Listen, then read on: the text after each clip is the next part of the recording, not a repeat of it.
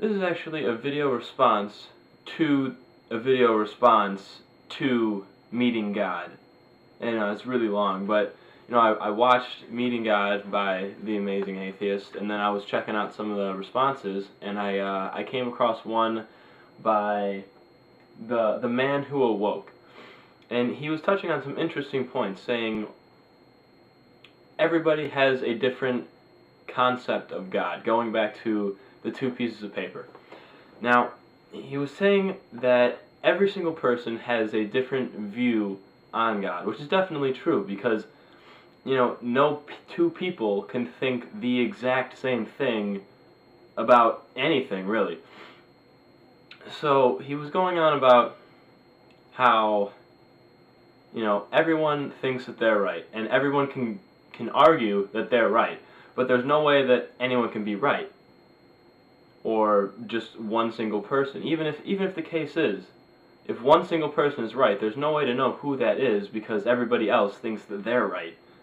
It's kind of like the same argument as going, well, I think that we shouldn't kill all of the Arabian people in the world. And then somebody else comes along and goes, well, I think we should kill all the Arabian people in the world. And then, someone just comes along and goes, okay, well, you know what? You guys are both right. I think we should kill and not kill every single Arabian person that has ever lived. That really doesn't make any sense. So my point is, if everybody thinks something different about the same thing, how are you supposed to know what is right? I mean, I guess, even you can't even really do that with atheism, because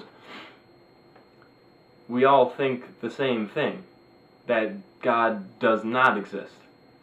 I mean, I guess like other people could think, what happens after you die? That could be different. But what are you gonna, if you don't believe in any kind of divine being or any kind of spiritual thing, how can you argue what happens after you die, except that you rot? Unless you're mummified, then it just takes a lot longer. The point is, how could two people from the same religion consider their religion so different than the other person?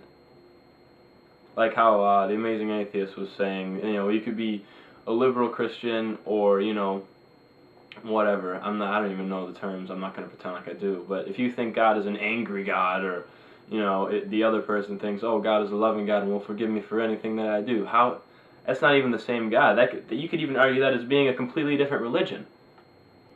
Anyway, if I even wanted to go to the question of the day TJ had is, how do you perceive God, and how does that affect your life?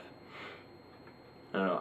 I don't think God is there at all. I'm atheist, and I was actually asked this in school the other day: do you believe there is a God or not? And it was for my mythology class, and my mythology teacher was kind of surprised that I had said I was an atheist and tried to get some kind of logical answer out of me.